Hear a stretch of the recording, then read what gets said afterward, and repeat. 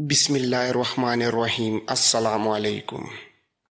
لوزینہ نے حدید کو آزاد کرا کے صلہ دے دیا تھا۔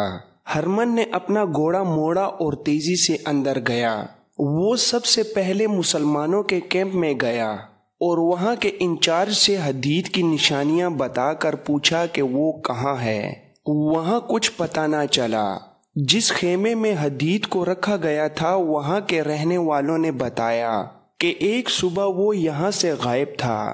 وہ سمجھے کہ اسے ادھر ادھر کر دیا گیا ہے۔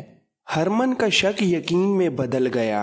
وہ حدید ہی تھا جسے اس نے صلیبی فوج کی وردی میں دروازے سے نکلتے دیکھا تھا۔ وہ مزید تفتیش سے پہلے لوزینہ کے کمرے میں گیا۔ وہ سر ہاتھوں میں تھامے رو رہی تھی۔ ہرمن نے گرج کر کہا، کیا تم نے اسے بھگایا ہے؟ لوزینہ نے آہستہ سے سر اٹھایا۔ ہرمن نے کہا، جھوٹ بولو گی تو میں تفتیش کر کے ثابت کر دوں گا کہ اسے تم نے فرار میں مدد دی ہے۔ لوزینہ نے کہا، نہ آپ کو تفتیش کی ضرورت ہے نہ مجھے جھوٹ بولنے کی ضرورت۔ میری زندگی ایک شاہانہ جھوٹ اور میرا وجود ایک خوبصورت دھوکہ ہے۔ اپنی روح کی نجات کے لیے میں سچ بول کر مر رہی ہوں۔ اس کی آواز میں غنودگی تھی جو بڑھتی چلی جا رہی تھی۔ وہ اٹھی تو اس کی ٹانگیں لڑکھڑائیں۔ اس کے قریب ایک گلاس پڑا تھا جس میں چند قطرے پانی تھا۔ اس نے گلاس اٹھا کر ہرمن کی طرف بڑھا کر کہا، میں اپنے آپ کو سزائے موت دے رہی ہوں۔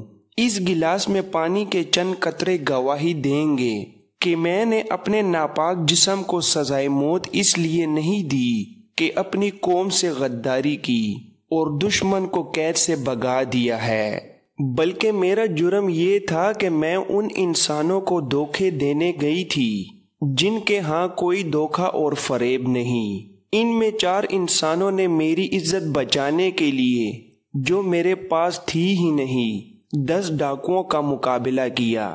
پھر ایک انسان نے مجھے اپنا جسم کٹوا کر ڈاکوؤں سے چھینا۔ مجھے نیکی اور بدی، محبت اور نفرت کا فرق معلوم ہو گیا تھا۔ میں سچ بول کر مر رہی ہوں۔ یہ پرسکون موت ہے۔ وہ گرنے لگی تو ہرمن نے اس کے ہاتھ سے گلاس لے کر اسے تھام لیا۔ لوزینہ نے اپنے جسم کو جھٹکا دیا اور ہرمن کے بازوؤں سے نکل کر پرے ہو گئی۔ اونگتی ہوئی آواز میں بولی، میرے جسم کو ہاتھ نہ لگاؤ، یہ اب تمہارے کام کا نہیں رہا۔ اس زہر نے اس میں سچ داخل کر دیا ہے۔ تمہیں ناپاک جسموں کی ضرورت ہے۔ میں نے اسے بھگایا ہے۔ اسے میں نے 20 روز چھپائے رکھا تھا۔ اسے میں نے فرنینڈس کی وردی چرا کر پہنائی تھی۔ اسے میں نے گھوڑا دیا تھا۔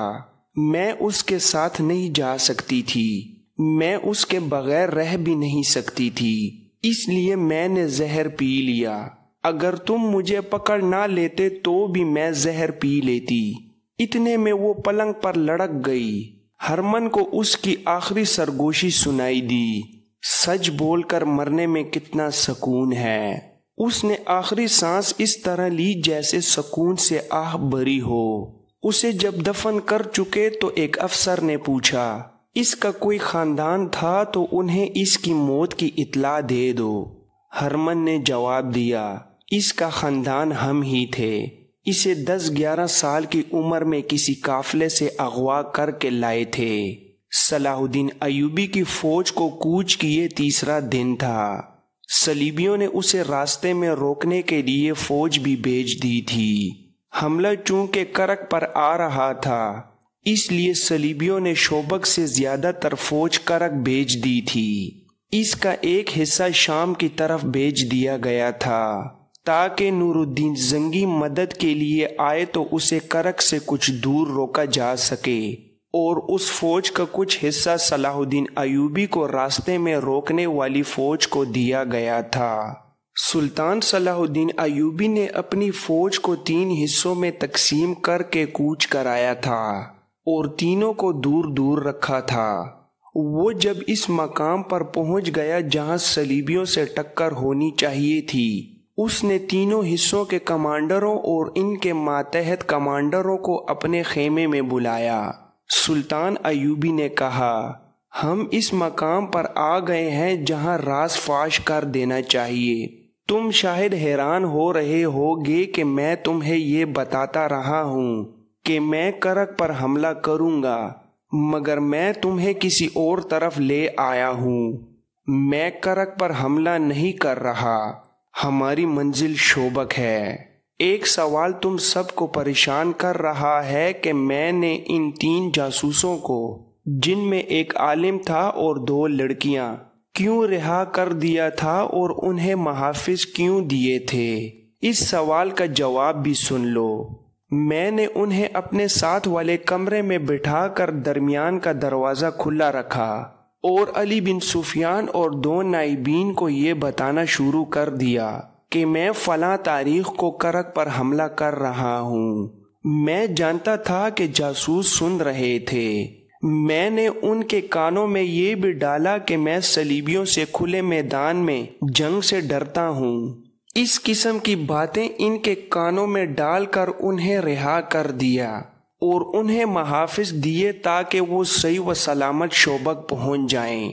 مجھے اطلاع ملی ہے کہ راستے میں ایک حادثہ ہو گیا ہے۔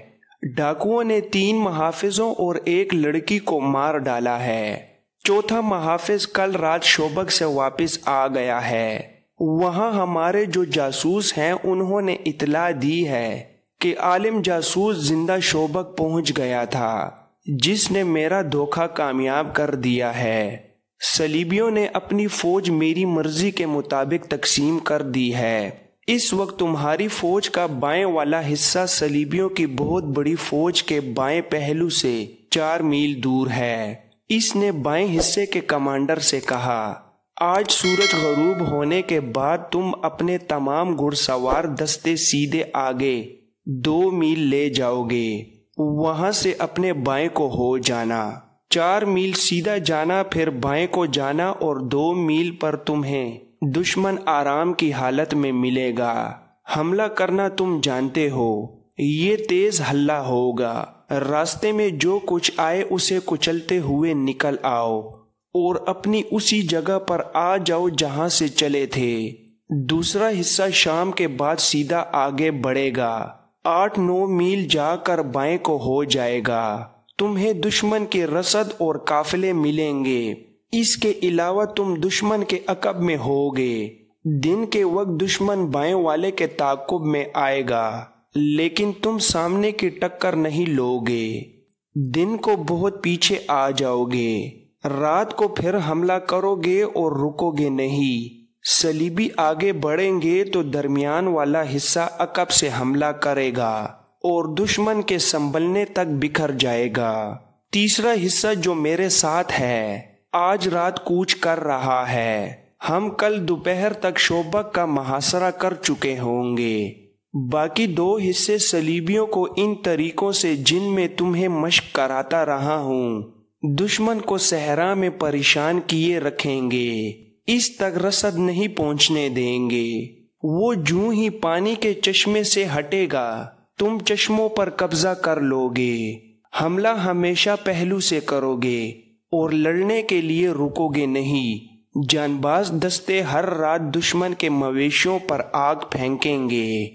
یہ 1171 کے آخری دن تھے جب کرک والوں کو سلطان صلاح الدین کے لیے انتظار کے بعد پتہ چلا کہ شوبک جیسا اہم قلعہ سلطان ایوبی کے محاصرے میں آ گیا ہے، جبکہ زیادہ تر فوج کرک میں اکٹھی کر لی گئی ہے اور صحرا میں بھیج دی گئی ہے۔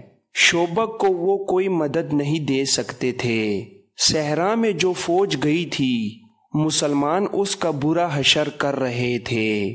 صلیبیوں کی پریشانی یہ تھی کہ مسلمان سامنے آ کر نہیں لڑتے تھے، وہ گوریلا اور کمانڈو طرز کے حملے سے ان کا نقصان کر رہے تھے۔ انہوں نے رسد روک لی تھی، پانی پر مسلمانوں کا قبضہ ہو گیا تھا۔ صلیبیوں کی یہ فوج نہ لڑنے کے قابل رہی تھی نہ پیچھے ہٹ کر شوبک کو بچانے کے لیے پہنچ سکتی تھی۔ شوبک میں صلیبیوں نے قلعے اور شہر کی دیواروں سے تیروں اور برچھیوں سے بہت مقابلہ کیا لیکن سلطان ایوبی کے نقب زن دستوں نے دیواریں توڑ دیں۔ یہ محاصرہ تقریباً 1.5 مہینہ جاری رہا۔ آخر سلطان صلاح الدین شوبک میں داخل ہو گیا۔ وہ سب سے پہلے بیگار کیمپ میں گیا، جہاں کے بدنصیب قیدیوں نے شکر کے سجدے کیے۔ صلیبیوں کی صحرا والی فوج بے ترتیبی میں پسپا ہو کر کرک کے قلعے میں چلی گئی۔ 1172 کا دوسرا مہینہ گزر رہا تھا۔ شوبک کا قلعہ تو سر ہو چکا تھا، لیکن شہر میں ابھی بدنظمی اور افراتفری تھی۔ عیسائی اپنے کنبوں سمیت وہاں سے بھاگنے کی کوشش کر رہے تھے، کچھ بھاگ بھی گئے تھے۔ انہیں ڈر یہ محسوس ہو رہا تھا کہ جس طرح انہوں نے شوبک کے مسلمان باشندوں پر ظلم و تشدد روا رکھا تھا، اسی طرح اب مسلمان ان کا جینا حرام کر دیں گے۔ اس انتقامی کارروائی سے وہ اتنے خوفزدہ ہوئے کہ انہوں نے جب اپنی فوج کو قلعے سے بھاگتے سلطان ایوبی کے تیر اندازوں کے تیروں سے مرتے اور ہتھیار ڈالتے دیکھا تو بال بچوں کو لے کر گھروں سے نکلنے لگے۔ مسلمان سپاہ نے انہیں جانے نہیں دیا تھا۔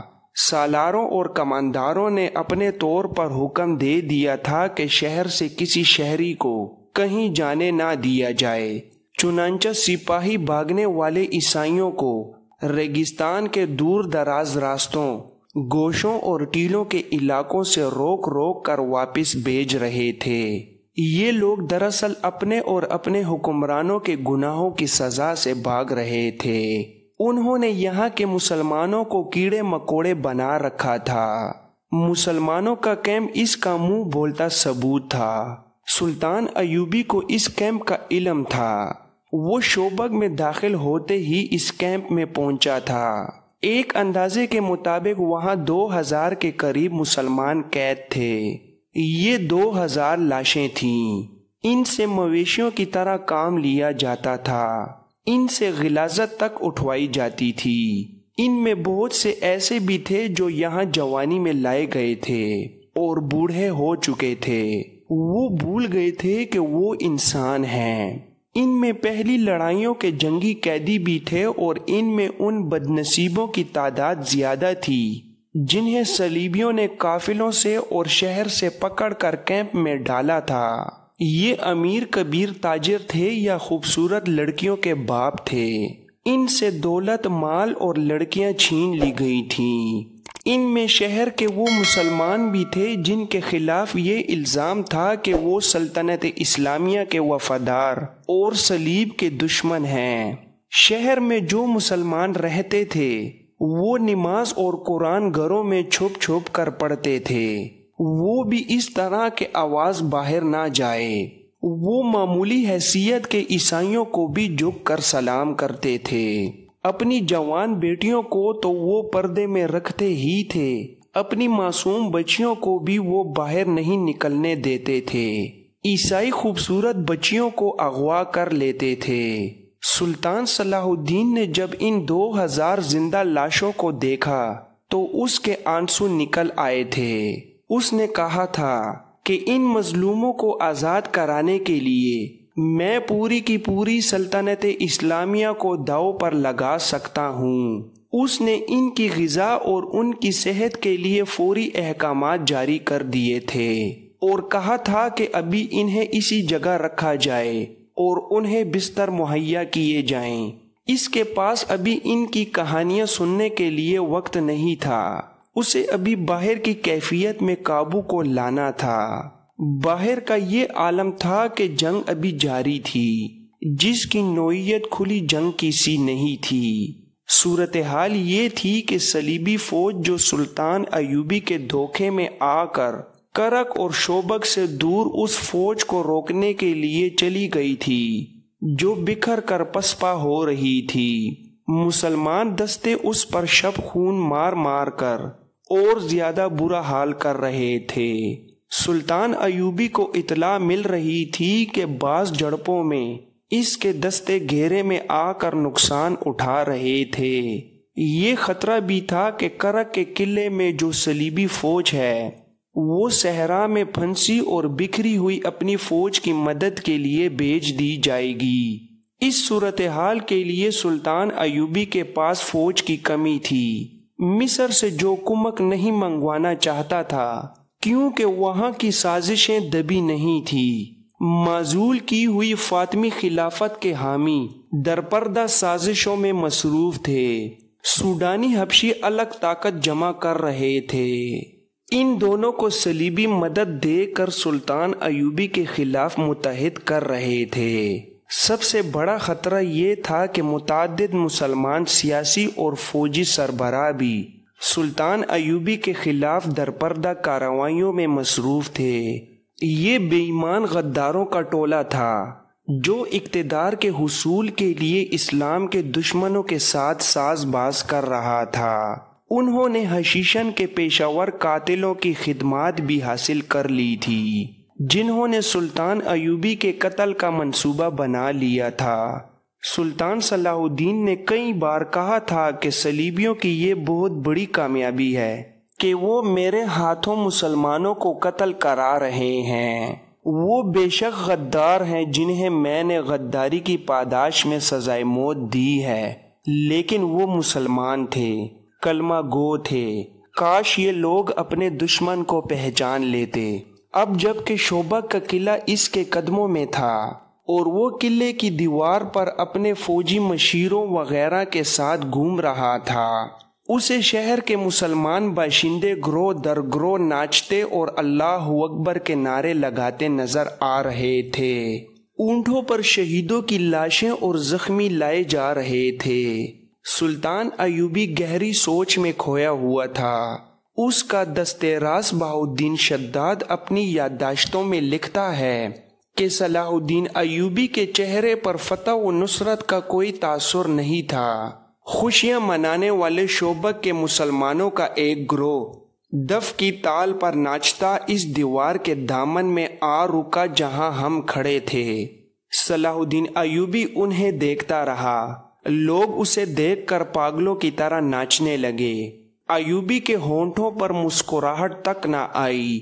اس نے ان لوگوں کے لیے ہاتھ تک نہیں ہلایا، بس دیکھ رہا تھا۔ گروہ میں سے کسی نے بلند آواز سے کہا، صلاح الدین بن نجم الدین، تم شعبہ کے مسلمانوں کے لیے پیغمبر بن کر اترے ہو۔ وہ لوگ عربی نسل کے تھے، ایک دوسرے کو باپ کے نام سے پہچانتے اور پکارتے تھے، اس لیے ان میں بیشتر صلاح الدین ایوبی کو بن ایوب یا بن نجم کہتے تھے۔ سلطان ایوبی کرد نسل سے تھا۔ ناچنے والوں میں کسی نے نعرہ لگایا، سلطان صلاح الدین، ہم تیری پیغمبری کو سجدہ کرتے ہیں۔ صلاح الدین ایوبی یکلت بیدار ہو گیا اور تڑپ کر بولا، انہیں کہو مجھے گناہگار نہ کریں، میں پیغمبروں کا غلام ہوں، سجدے کے لائق صرف اللہ کی ذات ہے۔ میں نے سلطان کے ایک محافظ سے کہا، بھاگ کر جاؤ اور ان لوگوں سے کہو کہ ایسے نعرے نہ لگائیں، آرام سے کہنا، ان کا دل نہ دکھانا، انہیں ناچنے دو، انہیں گانے دو، انہوں نے جہنم سے نجات حاصل کی ہے، میری زندگی ان لوگوں کی خوشیوں کے لیے وقف ہے۔ وہ اور کچھ نہیں کہہ سکا کیونکہ اس کی آواز بھر آ گئی تھی۔ یہ جذبات کا غلبہ تھا۔ اس نے منہ پھیر لیا۔ وہ ہم سب سے اپنے آنسو چھپا رہا تھا۔ کچھ دیر بعد اس نے ہم سب کی طرف دیکھا اور کہا، ہم ابھی فلسطین کی دہلیز پر پہنچے ہیں، ہماری منزل بہت دور ہے، ہمیں شمال میں وہاں تک جانا ہے جہاں سے بحیر روم کا ساحل گھوم کر مغرب کو جاتا ہے، ہمیں سرزمین عرب سے آخری صلیبی کو دھکیل کر بحیر روم میں ڈبونا ہے۔ وہیں پہ سلطان ایوبی نے اپنے متعلقہ مشیر کو حکم دیا کہ سارے شہر میں منادی کرا دو، کہو کہ کوئی غیر مسلم اس خوف سے شہر سے نہ بھاگے کہ مسلمان انہیں پریشان کریں گے۔ کسی کو کسی مسلمان فوجی یا شہری سے کوئی تکلیف پہنچے تو وہ قلعے کے دروازے پر شکایت کرے، اس کا ازالہ کیا جائے گا۔ اس نے زور دے کر کہا کہ ہم کسی کے لیے تکلیف اور مصیبت کا نہیں بلکہ پیار اور محبت کا پیغام لے کر آئے ہیں۔ اگر کسی نے اسلامی حکومت کے خلاف کوئی بات یا حرکت کی تو اسے اسلامی قانون کے تحت سزا دی جائے گی جو بہت سخت ہوگی، اور یاد رکھو کہ اسلامی قانون سے نہ کوئی غیر مسلم بچ سکتا ہے نہ مسلمان۔ اس کے ساتھ ہی اس نے حکم دیا کہ شہر میں اگر کوئی صلیبی فوجی یا جاسوس چھپا ہوا ہے یا اسے کسی نے اپنے گھر میں پناہ دے رکھی ہے تو وہ فوراً اپنے آپ کو مسلمان فوج کے حوالے کر دے۔ سلطان ایوبی کی فوج قلعے کی ایک دیوار توڑ کر اندر گئی تھی۔ اس نے حکم دے رکھا تھا کہ قلعے کے اس حصے پر فوراً قبضہ کیا جائے جہاں صلیبیوں کا محکمہ جاسوسی کا مرکز تھا۔ اس کے جاسوسوں نے اسے اس مرکز کے متعلق بہت سی معلومات دے رکھی تھی اور رہنمائی بھی کی تھی، مگر صلیبی اتنے اناڑی نہیں تھے۔ انہوں نے سب سے پہلے اسی حصے کو خالی کیا اور دستاویزات نکال کر لے گئے تھے۔ ان کی جاسوسی کا سربراہ ہرمن اور اس کے دیگر ماہرین وہاں سے غائب ہو چکے تھے۔ البتہ 8 لڑکیاں پکڑی گئی تھیں جو علی بن سفیان کے حوالے کر دی گئی تھیں۔